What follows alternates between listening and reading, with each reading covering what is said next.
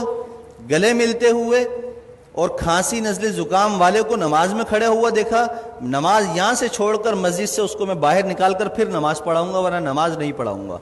آپ لوگ احتیاط ہی نہیں کر رہے ہیں، الزام ہمیں دیتے ہیں، ڈاکٹروں کو دیتے ہیں، ڈاکٹر اپنی جان جو ہے نا ان کی عذاب میں آئی ہوئی ہے، مر رہے ہیں ڈاکٹر، ان کو وینٹیلیٹر نہیں مل رہے ہیں۔ آپ لوگوں نے کھیل بنایا ہوا ہے کرونا کو۔ بھائی یہ کرونا ختم ہونے والی چیز نہیں ہے، 5 سال تک ختم نہیں ہوگا، یہ آپ کو میں بتا دوں، لکھ کر دے رہا ہوں میں آپ کو، یہ چلے گا ایسے ہی۔ جب آپ سبزی کی دکان پر جا سکتے ہیں، آپ سپر مارکیٹ جا سکتے ہیں، مسجد بھی آئیں، جمعہ پڑھیں، نماز پڑھیں، ڈسٹینس ختم کریں، نماز کے فوراً بعد ڈسٹینس پیدا کر لیں۔ سنت نفل پڑھنی ہے پیچھے چلے جائیں، جگہ بدل لیں، اسی جگہ پر نماز نہ پڑھیں دوبارہ۔ یہ ایک کام تو یہ کریں، ہاتھ نہ ملائیں، ماسک کا استعمال لازمی کریں، ہر کوئی اپنے پاس رکھے، باہر سے لگا کر آئے، نماز پڑھتے ہوئے اگر کسی کو اتارنا ہے تو اتار لے، لیکن نماز سے پہلے یا نماز کے بعد اگر آپس میں سامنے کھڑے ہوئے بات کرنے ہیں، بغیر ماسک کے کوئی بات نہیں کرے گا۔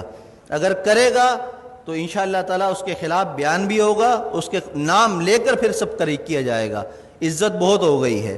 آپ لوگوں نے مجھے بے عزت کر کر کے تنگ کر کے رکھ دیا ہے، اب نہیں، اب میں آپ کو بے عزت نہیں کروں گا، اب میں آپ کو سکھاؤں گا دین پر عمل کیسے ہوتا ہے، اور یہ حکومتی احکامات پر عمل کیسے ہوتا ہے، یہ ہمیں بھی آتا ہے کرانا۔ اور اگر اب میرے خلاف کسی نمازی یا کسی نے بھی کوئی درخواست یا کوئی ایسی حرکت کرنے کی کوشش کی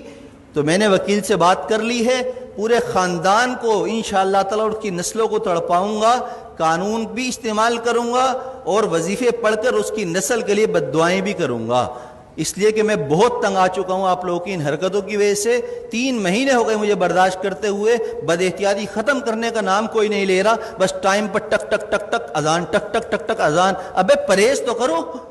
جو ڈاکٹر کہہ رہے ہیں وہ تو کرو، جو علماء کہہ رہے ہیں وہ تو کرو، اپنے باپ کی بات مانتے نہیں ہو، مولویوں پر انگلی اٹھاتے ہو، شرم نہیں ہے تم لوگوں کے اندر۔